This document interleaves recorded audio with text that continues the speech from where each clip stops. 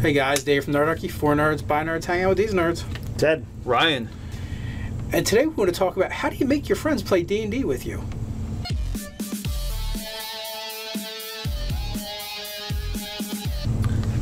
If you want to get weekly gaming tips or learn how to game with Nerdarchy, jump down to the description below and sign up for Nerdarchy, the newsletter. So we're always getting this question, how do I find a group? How do I start a group?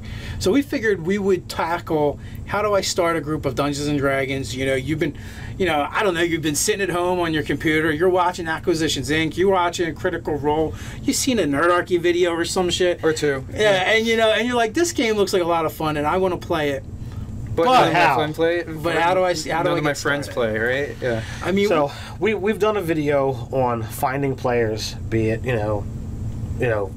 friends, people at your local flags, people online. Well, no, about finding a group. That's completely different. That's what I'm saying. No, I'm saying we've already done that. Yeah. And we did a video on playing the game for free. We're not going to teach people to find their friends, though. Right. So we're assuming you have some friends. Oh, yeah. So if you have friends that have never done this, and you've decided, you know what, I'm going to put on that DM mantle, I'm going to run a game, but how do I talk to my friends? How do I sell it to them? How do I convince them that D&D is as awesome as I think it is, or as we think it is? Step one, obviously you're probably into fantasy.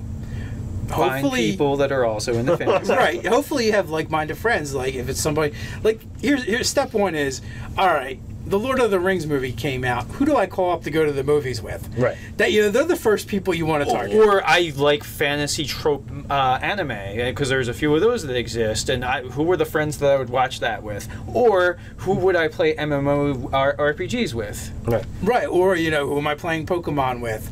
Who there's all these different things, or any of the collectible card games. Indeed. I feel like you're one step away from going full nerd and dropping some dice.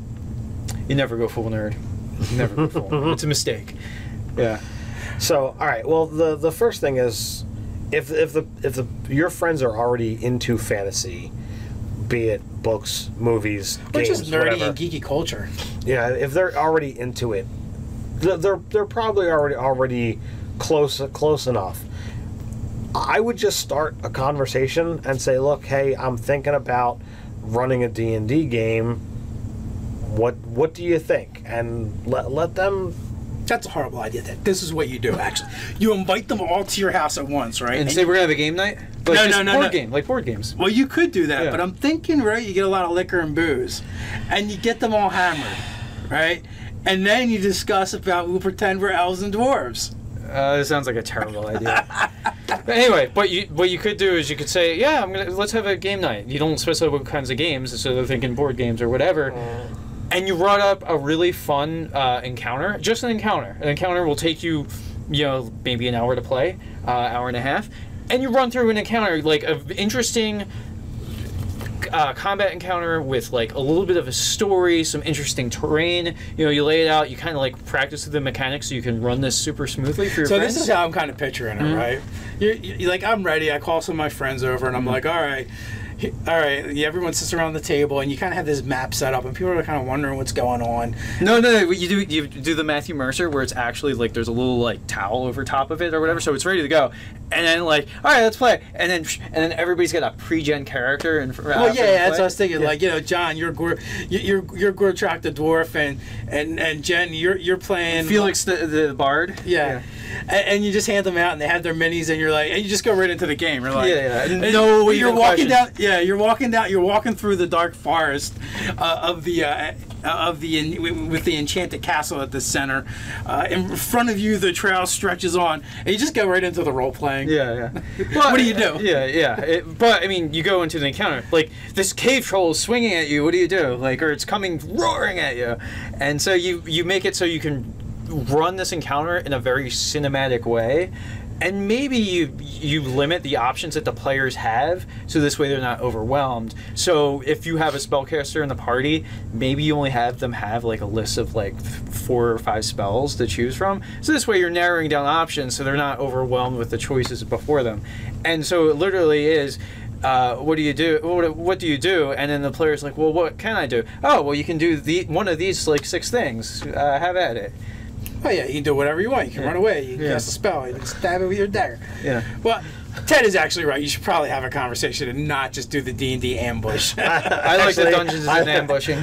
See, I like the ambush. I thought when Dave was going to be talking ambush, I'm thinking that he was going to actually throw sacks over people, tie them up, bring them down to the basement, tie them to the chair. You're playing D&D. No, Ted, that's a crime. Well, this is what I was expecting you to say. And if they look different from me enough, it's a hate crime. We can't do that. Yeah. Well, wait, I thought you were just talking about LARPing. Like you're playing an espionage LARP is really what it comes down to? Oh, man. So Nerdarchy does nor has never endorsed kidnapping your friends or even strangers off the street to play role-playing games.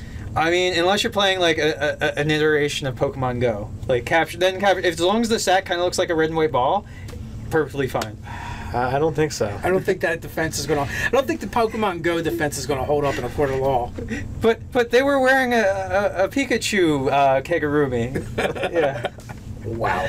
No. On that note. So, what were we saying? Great. Gather up some of your friends that have the same nerdy interests as you, but may not be gamers yet, or tabletop gamers yet.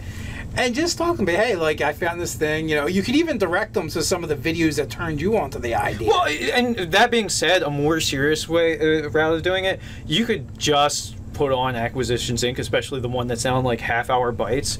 You could start at episode 1 and see if you can get through like 4 or 5 episodes, and just kind of like, what do you think? See, like you marry that idea with the booze, and then boom. Yeah. Next thing you know, you guys are rolling. As long as your friends are of legal age.